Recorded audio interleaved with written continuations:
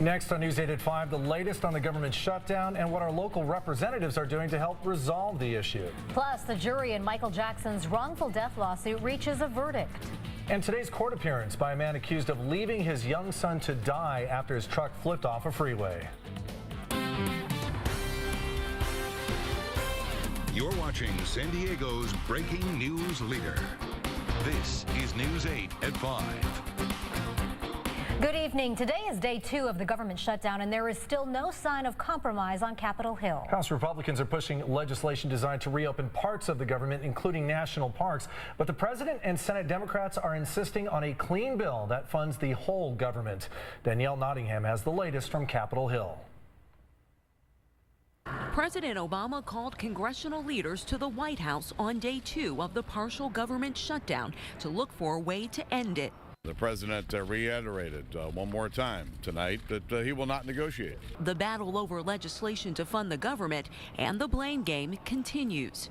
All we're asking for here is a discussion and fairness for the American people under Obamacare. We're through playing these little games and all is focused on Obamacare. That's all it's about. Democrats want a spending bill without any strings attached. Republicans want a delay in the president's health care law to be part of the deal.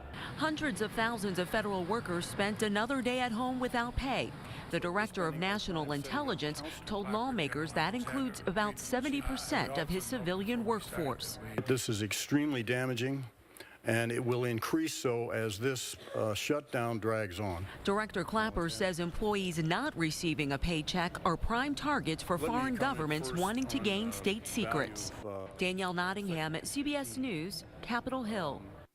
And we reached out to our local representatives today to see where they stand on the government shutdown. News 8's Dominic Garcia joins us now with what they have to say. Dom? Marcelo and Carlo, there's 5 representatives for the San Diego area, and we caught up with several of them as they bounced from one meeting to another, and we asked them what they had to say to frustrated voters and people missing a paycheck. Mr. Speaker, a message from the Senate. All the lawmakers we spoke to were able to agree on one thing: life on Capitol Hill is a mess. Representative Scott Peters says he's working with several bipartisan groups to figure out how to get the government funded. He adds he's been flooded with emails and calls. We've got messages from folks who, are civilians working on military bases. I got an email from a guy today that, he's had 4 years without a raise, and now he's had been furloughed. Representative Susan Davis says she doesn't know how long this will last, but has been doing everything she can. Well, I'm staying here and working. I'm talking to colleagues. We're here really basically around the clock, but we have a minority of the majority that refuses to do anything. We tried all other San Diego representatives but didn't hear back. On Twitter, Representative Juan Vargas hasn't commented on the shutdown since it happened. For Duncan Hunter, it was the same story. Republican Darrell Issa has updated his account in many tweets speaking about Obamacare, what the shutdown is centered around.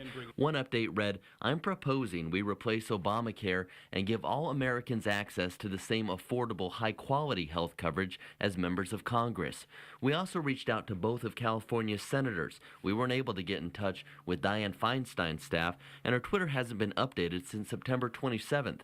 We did get a call back from Senator Barbara Boxer, who says 2/3 of her staff have been furloughed. She was quick to blame Republicans and had a message for San Diegans. I'm fighting very hard to get us opened. It's easy to do it. Just call Speaker Boehner, tell him you love your country, that's why you chose to work for your country, and you want to go back to work. Now, 800,000 people are out of work because of the partial shutdown. Lawmakers are still getting a paycheck, and we asked several if they'd be willing to give up their pay until this is hashed out. We'll tell you what they said coming up at 6:30. Marcella? All right, Dom, thank you. And if you would like to sound off on the shutdown, we've put together a list of all of the local lawmakers' names, numbers, and email addresses. You can find all of that info by going to our website, cbs8.com, and clicking on the hot button. A short time ago, a jury in Los Angeles found that concert promoter AEG was not negligent in hiring the doctor who gave Michael Jackson a lethal dose of anesthetic. Today's verdict comes 5 months after the start of the wrongful death trial. Michael Jackson's mother, Catherine, filed the suit, accusing AEG Live of hiring Dr. Conrad Burry, which ultimately killed her son.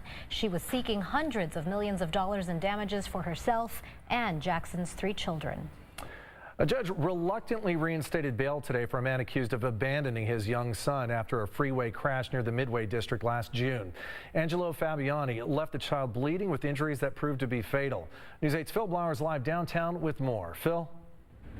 Well, Carlo, we learned the defendant made it here to this courthouse Tuesday afternoon for his original arraignment, but he was just too stressed out to go up these steps and go inside.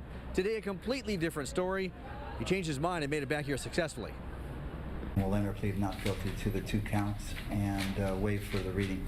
A day after a judge issued a warrant for Angelo Fabiani's arrest, that was the 40-year-old's answer to child endangerment and hit and run with serious injury or death charges in connection to abandoning his 4-year-old son following a freeway crash near the Midway district. Fabiani's defense attorney Alan Bloom explained why his client failed to show up for his Tuesday arraignment. He took off from work. He got dressed, he drove to the court, he actually parked the car and got out of the car, walked a few steps, and simply could not proceed any further. Bloom told Superior Court Judge Timothy Walsh that Fabiani is suffering from post-traumatic stress disorder following his son's death after the June 2nd crash on Interstate 5 near Rosecrans Street. Valentino's death has been an enormous loss towards for Angelo. To lose his 4-year-old son, it was his moon, it was his stars, it was everything. It was the center of his life. The little boy was declared brain dead at Rady Children's Hospital 8 days later after his father allegedly left the child bleeding on the roadside with serious head injuries, including a skull fracture. Witnesses say the defendant got out of the vehicle and tried in vain to pull out his son.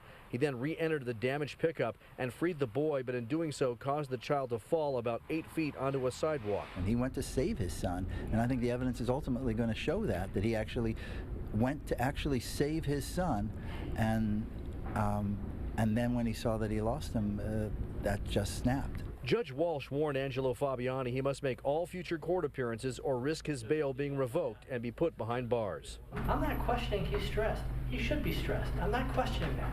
But I'm questioning the fact that he succumbed to that stress, didn't come into the court, and we're dealing with it this way. I'm very passionate about this because it's a child. And I can tell you that it wouldn't have taken much for me to remand him today. Angelo Fabiani remains free on $500,000 bail. He is undergoing psychiatric counseling and is being given medication for anxiety and depression. Carlo, back to you. Thanks, Phil. If convicted, Angelo Fabiani could get up to 7 years in prison. He will be back in court January 17th for a readiness conference. His trial is set to start March 17th.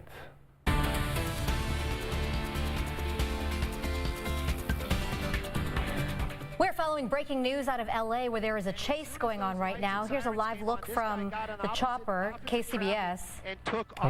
We're going to take a listen into them right now. This is eastbound on the 101 near University City. And the original one was just reckless driving. So again, it makes you kind of wonder if it was just reckless driving, this guy would have turned on his lights. He probably would have got a ticket. Makes you wonder why he just doesn't stop. And again, maybe this person is a wanted felon. Maybe he has something that he shouldn't have on his person. So these are all the questions that officers have to deal with as well. Even if he does stop, I can assure you they will not just run up to him and take him into custody. They're going to make sure that he complies 100%. And as we were looking at this, you just heard the chopper pilot from CBS in LA, CBS 2, our sister station. You can look at this and it appears he's actually going northbound at the moment because you see the shadows trailing towards the east. So the sun is to the right on your screen. So I'm not sure if he's still on the eastbound 101 or if he's gone onto another freeway, possibly the 134 at this point. And you can see that he is wearing some sort of trench coat. We can't tell from the monitors here if he has a helmet on or not, and we're not sure exactly how this started. Apparently they tried to pull him over. He fled from police. Oh, definitely. And that's the thing too, is, a lot of people, they get paranoid when a motorcycle gets near their vehicle, just like a big rig. It's almost the same thing, except with a motorcycle you might be a little bit more concerned about the rider than you are with you. But yes, you're right, a lot of people, I hear that quite commonly. You're driving on the freeway, you got a bike right behind you, and then you don't know what you can do. I mean, if you pull over, he could be contemplating going the other direction. It is very scary. And then this guy, you got to add in, he's got lights and sirens. And again, I have to let you know right now, as we're proceeding approaching Vermont, the freeway is basically getting stopped. Now we're really starting to see that traffic that we are so common to seeing out here in the Los Angeles area, and now it is really starting to back up out here, and the officers had that little bit of advantage there. They're going to lose that now as we're starting to get into some heavy traffic. And he mentioned Vermont, so he is on the 101, I believe, at this point. You see this motorcycle rider white lining it between cars at a high rate of speed. Very dangerous situation. We have no idea at this point why he's running. We just know that he is causing an incredible hazard and danger to himself and others on the road. And as the chopper zooms in, you can see that he is wearing a helmet. And it is just chilling to watch him dart through those cars. We've all been in traffic. We all know what it feels like to have a motorcycle zoom by, but this guy clearly driving erratically and trying to evade police, but in rush hour traffic, don't know really how far he's going to get. Yeah, and this is near downtown LA for our viewers just tuning in. We are listening in on the chopper from CBS 2. Occasionally the pilot will chime in. He's not hearing us, but he's got some great description and context for where this is going on. This started on eastbound 101. This is prime time in the LA area. I do believe this is close to downtown near Vermont. Really packed freeways at this point. Let's listen into that chopper pilot a little more. This motorcycle rider obviously knows these things, has these in his mind, and again seems to be pretty well versed on riding. He's basically just weaving in and out here. He has pulled some pretty close calls. There's another one that might look a little closer than it really was, but again, he is just cutting in between these cars like there's nothing to it. This basically 80-mile-an-hour speed, 50, 60, even 20 miles an hour faster than whatever the traffic is going is basically what we're seeing out here. And officers from the CHP, they got their lights and sirens. They were falling behind there for a little bit. They got caught up in traffic and now basically back into some sort of tracking mode. And again, they're calling it out. I hear them on another radio. And officers from LAPD not involved in the pursuit, but definitely know that this is going on. So if this guy gets off the freeway, the LAPD will definitely be engaging it very, very quickly. I can tell you right now, we're basically coming up on Glendale. There's Union Avenue, there's a sign, but Glendale is coming up, the 2 freeway, but it really seems to me that he's been staying on these majors and basically just following it. I'm kind of curious to see 110, 101, what's his choice is going to be. 101 looks a little bit more packed, but not much better than the 101. Carlo, you're very familiar, much more familiar with the LA area. We understand that it started on the eastbound 101. He was traveling through Universal that's City right, for a while. and this is part of the process that LAPD has been trained to do, and other agencies. They basically, that's what the way they say we should go into tracking mode. They feel that the presence of the black and white off and the lights and sirens excites the suspect and makes he starts acting crazier. And they do this. They fall back and they just watch. But with this guy, even if they're just watching, we don't know where he's going to go. And just allowing him to run freely like this, that might not be the best deal either. So they're kind of playing that middle card, just kind of keeping an eye on him. They have officers nearby. He hasn't really done anything so crazy where they're going to say, the public is there's a public safety issue. I can tell you right now, definitely established on the 101. We're going to be working our way through the north side of downtown Los Angeles and looking ahead. It's pretty much more of the same. Just a little bit of traffic out there, but this guy just basically on a little ride out here as LAPD and anybody watching the news is joining him this afternoon. If you're just joining in, we're following a live chase, a motorcycle chase right now. You can see a man traveling through Los Angeles during rush hour. It's actually quite amazing that there are We originally heard this in the Topanga Canyon area on Victory Boulevard. Again, reckless driving was the original one on it. The officers doing what they're trained to do got behind him. They asked for what they call a backup and an air unit. That was the helicopter. Pretty much as soon as that helicopter got there and that first unit turned on his lights and sirens, this guy just took off. And the first thing apparently he did, or that we heard that he did, was go into opposing lanes of traffic to get away from that officer. So that was an extreme move for basically just, hey, we just want to pull you over. And again, this is why LAPD and other agencies are so interested in stopping this guy and talking to him. Those kind of reactions, why didn't he just pull over? That's basically the big question. It really seems like we're just staying on the 101 freeway up. Now, as I said it, he's really starting to cut around because he does have a choice over here of the 10 freeway, but he's just weaving in and out of traffic. Again, I don't think there are many, if any, units, black and white units behind him anymore as he's working his way. I just want to make sure we don't lose him here. And as we're starting to work, it looks like we're going to be going south here, so that's going to be 5 freeway. That gives him the 60 and also the 60 freeway if we keep in this direction.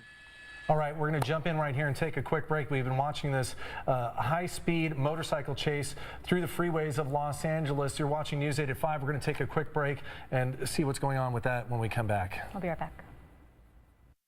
Elude them. Welcome back to News 8 at 5. You're watching a motorcycle chase in the Los Angeles area that's wound on several freeways, but now is turned onto surface streets. This is a live picture for you of a man on a motorcycle. It started out as a reckless driving warrant. They were just pulling him over for reckless driving. This guy took off and has been on several freeways. He has gone on the 101 East. We saw him on the 5 for just a stretch, and while he was on the highway, I mean, it is 517 right now, rush hour traffic out there. He was darting in and out of the lanes, driving in between cars. Pretty good speeds, and really fortunate that he has been able to actually elude police for this long because of the dangerous maneuvers that he's making. Yeah, let's step back right now and listen in on the CBS 2 chopper pilot who's been watching this from the start. Again, he might be thinking right now he's got it made, running a red light, not very wise. I can tell you just because I read the street sign, that was Indiana that we just crossed. But again, in a residential area out here and still eluding LAPD and other officers. And it looks like he's going to dump it. Yep. And take looks off like running. he's basically running into his house. You can see somebody else over there basically grabbing the bike for the guy. Basically just went into the home. I want to keep an eye on this guy with the motorcycle as he kind of puts it away. Again though, dropped the bike, ran underneath these trees into that home. Again, officers from LAPD, CHP, not quite here yet. Again, you're watching a chase in Los Angeles, the end of a chase of a motorcycle rider. We're not sure why he took off, but it was an a reckless driving case. Yeah. He took off, and now it looks like his family members from the house are walking out. Are asking him to come out. Basically, this guy just came and grabbed the helmet and is walking off, and they're basically doing, yeah. It looks like they're acting casual. They're hoping to hide him. Just by a guess, there are trees in the way. We have no way of being able to tell if he went out a back door. It's a very difficult situation. We see police on the scene right now, so we'll see if they're able to extract someone from that house. A high-speed motorcycle chase that was very dangerous in the Los Angeles area. You're watching live coverage of what we hope is going to be the end of the chase. Obviously, police arriving on scene, CHP officers, LAPD, and they don't really know what they're dealing with. They don't know why. It could be. It could definitely be. You know what? That would have been.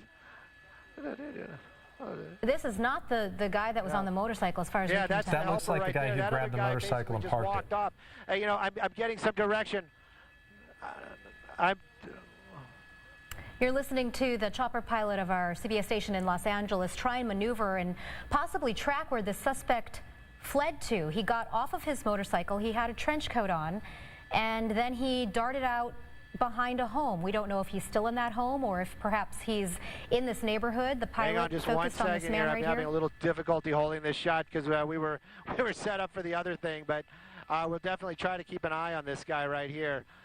Again, I'll hang on just 1 second. All right. Yeah. It looks like he's going to be going behind a building here. It looks like we're working our way out towards a mall.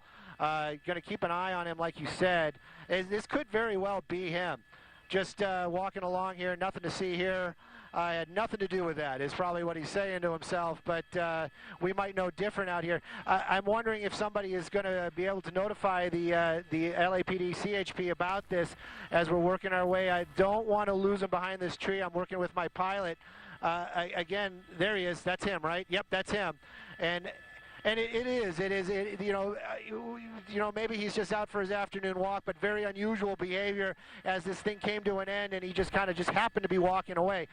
So we're going to keep an eye on this guy out here, and as soon as we are able to give you a cross street, which we might be able to do here very shortly, we will. But definitely, you kind of have to wonder, that younger woman just kind of disappeared. This guy is here all by himself, just walking along now.